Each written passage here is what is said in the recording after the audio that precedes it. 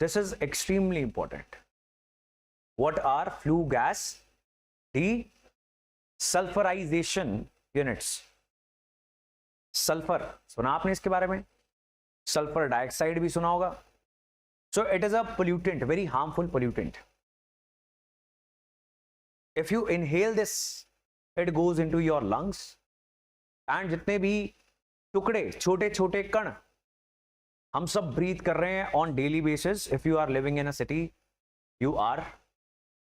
These particulate matter, जिनको नाम दिया जाता है on the basis of their size, they enter your lungs, they never come out. Right, जिससे आपको हमेशा हमेशा के लिए लंग्स की कोई ना कोई बीमारी होने के बड़े चांसेस होते हैं, कैंसर्स, एलर्जीज एटसेट्रा एटसेट्रा. ठीक है, क्या बोल दिया इसको हमने? पर्टिकुलेट मैटर, PM10 और PM2.5. राइट, इसके बारे में देख लेंगे. नाउ यहां पे क्या हो रहा है, यहां पर कोयले से जो बिजली बनती है, जो ज्यादातर देश के अंदर बिजली बनती है, When this process takes place, तो सल्फर डाइऑक्साइड भी निकलती है और भी बहुत सारे पोल्यूटेंट्स निकलते हैं. Extremely important for us because environment का जो प्रीलिम्स है वो यूपीएससी में सिविल सर्विसेज के प्रीलिम्स के साथ ही ले लिया जाता है, और एनवायरमेंट में इसी कारण से थोड़े से टेक्निकल क्वेश्चंस भी पूछ ले जाते हैं, और किसी सब्जेक्ट में आपको इतनी टेक्निकलिटी नहीं दिखेगी. And pollutant is a very important topic.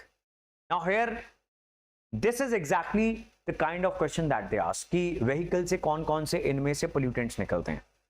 अब coal based thermal power plant से कौन कौन से निकलते हैं, they are listed here: carbon dioxide, sulphur dioxide, nitrogen oxide, particulate matter. अब ये जो ऊपर FGD फ्यूल गैस डीसल्फराइजेशन है, ये जब कोयले से बिजली बनती है और गैस इमिट होगी, उसमें से सल्फर को निकालने की प्रोसेस है. That's why we call this desulfurization. Sulfur is a very dangerous greenhouse gas as well. Greenhouse gas पता आपको? गाड़ी जो है वो ग्रीन हाउस की तरह काम करती है गर्मी में. आप बंद करके जाते हो तो बहुत गर्म हो जाती है अंदर से, because heat is going inside to the glass. Some heat is coming outside, but not all heat is coming outside. ठीक है जी. सो हीट अंदर जाती है, वैसे ही प्लैनेट के एटमॉस्फेयर से हीट अंदर आती है, इनकमिंग सोलर रेडिएशन, लेकिन जितनी आती है उसका कुछ हिस्सा ही बाहर जाता है. ये बात समझ गए? Very simple. तो इसीलिए हमारी धरती बहुत ठंडी नहीं है, नहीं तो ये रहने लायक ना होती अगर ये प्रोसेस नहीं होता. तो green house is a good thing. But हमने एटमॉस्फेरिक गैसेस की कंपोजिशन हिला के रख दी. हमने किसने? ह्यूमन बीइंग्स ने. गुड. सो हमने बहुत ज्यादा कोयला, petrol, diesel, fossil fuels burn करने स्टार्ट किए.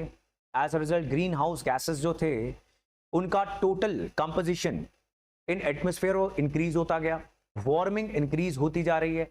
यही ग्लोबल वार्मिंग का प्रोसेस है. Is it clear?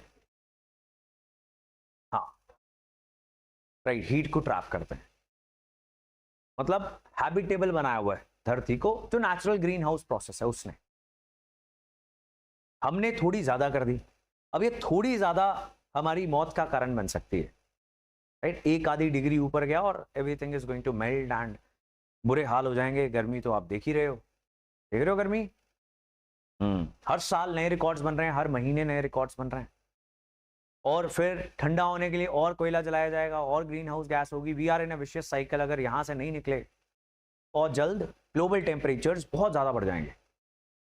अब यहां पर क्या है कि coal based thermal power plants थोड़ा सा कम प्रदूषण करें, थोड़ी सी कम ग्रीन हाउस गैसेस कंपोजिशन में छोड़ें, एटमॉस्फेयर में छोड़ें, उसके लिए डीसल्फराइजेशन की जाती है. तो इसके लिए हमें FGD यूनिट्स लगाने थे 2015 में.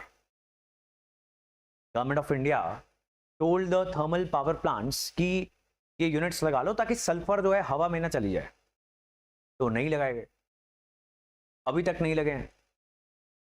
और अब गवर्नमेंट ऑफ इंडिया कि कुछ पॉलिसी मेकर्स से हिंट मिल रहा है कि लगाए भी नहीं जाएंगे because they are very expensive, is what government is saying. So ऐसे ही चलने दो, दे आर सेइंग, राइट। अब 2027, 28, 29 depending on the category of the thermal power plant, ये नई डेडलाइंस हैं, लेकिन गवर्नमेंट ऑफ इंडिया के जो प्रिंसिपल साइंटिफिक एडवाइजर हैं अजय सूद, उन्होंने कहा है कि इसको ऐसे ही चलने दो, कोई लगवाने की जरूरत नहीं है, बिकॉज बहुत महंगे हैं। For every 1 megawatt of electricity being generated from coal based thermal power plants you need 1 crore rupees. ठीक है जी, तो इतने पैसे नहीं है देश के पास, ऐसा उनका कहना। लेकिन ऑन द ऑपोजिट साइड लोग कह रहे हैं कि आप थोड़ी सी लाइक लेस देन 1 रुपी पर यूनिट बिजली के दाम अगर सारे देश में बढ़ा दो तो आपके पास पैसा इकट्ठा हो जाता है, तो आप ऐसा कर सकते हो, राइट। बिजली के दाम इंडिया में ऑलरेडी बहुत ज्यादा है। तो now here is again the same debate कि क्या एनवायरमेंट प्रोटेक्शन के लिए हमें थोड़ी सी कॉस्ट और बेयर करनी चाहिए या चीजें सस्ती रखनी चाहिए, ये डिबेट है। डिफरेंट लोगों के डिफरेंट ओपिनियंस हैं।